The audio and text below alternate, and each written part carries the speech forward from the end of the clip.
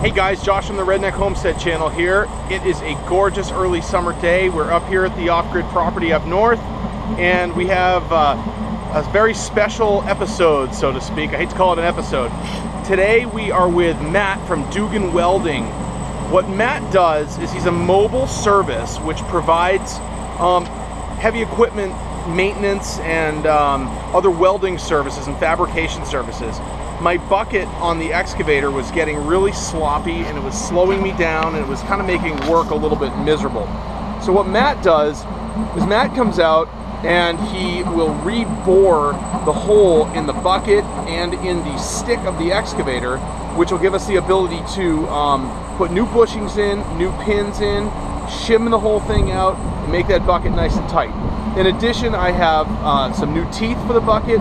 Absolutely imperative. As you saw in the last video, we lost 2 teeth and I didn't really want to work the machine too hard, considering that, you know, if we worked it too hard it would have worn down the shanks and then we would have had major bucket repair issues, and I didn't want to get into that. So we got these tiger tooth teeth. I'm going to show you those real quick. They're pretty aggressive, they're pretty wild, and those are what's going on the machine. I'm going to introduce you to Matt in a second and show you what he's doing to the bucket. So Matt has a pretty highly specialized machine here that is performing a process called boring. What Matt did first is he used his welder to build up the opening here, I guess you might call it, the bore, and to build it up with material, and now he's taking the material off at a very precise measurement. In this case, it's 80 millimeters is the size of the pin that's going through.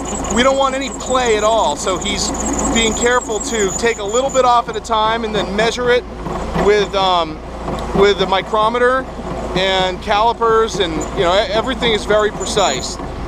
And you can see his equipment here is all in a utility van that has a pretty impressive generator welder set up inside. And Matt, would you be willing to tell people how they can get in touch with you? Sure. You can find me. I live in Milton, Vermont, and look me up in the phone book and we're doing welding and line boring, or on Craigslist. I advertise on Craigslist. That's how you found me. And that's the truth. As to the power of Craigslist, I found Matt. I'm in New Hampshire, he's in Vermont, and he had a service which is exactly what I'm looking for.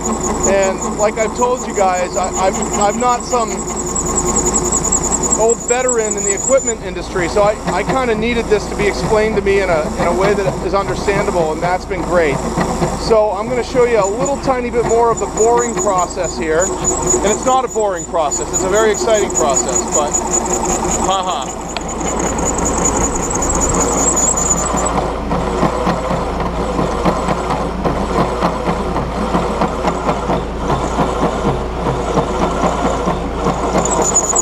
Alright, the next thing that Matt's going to be dealing with here is this is the stick of the excavator, and you can see the orientation that we're in right now.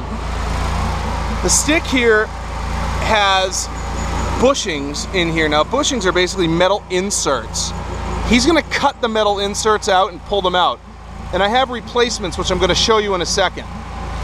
This here is called the H linkage because it kind of roughly resembles the letter H. And there are bushings in the H as well. And he's going to be replacing all those bushings, and everything is going to be nice and tight when we're done. Well, here are all the parts that are going into rebuilding this apparatus. These are bushings here, and there are different size bushings for different applications. And these are some seals here, just all kinds of things here, stuff that I've never had to buy before. Interestingly enough, this is what the pin looks like that holds the bucket on. The thing probably weighs, I don't know, close to 50 pounds, 40 pounds anyways. And so we'll keep you posted, and as soon as we get ready to put things back together, we'll turn the camera back on. Pretty bad looking, huh? How'd you like to get hit with those teeth?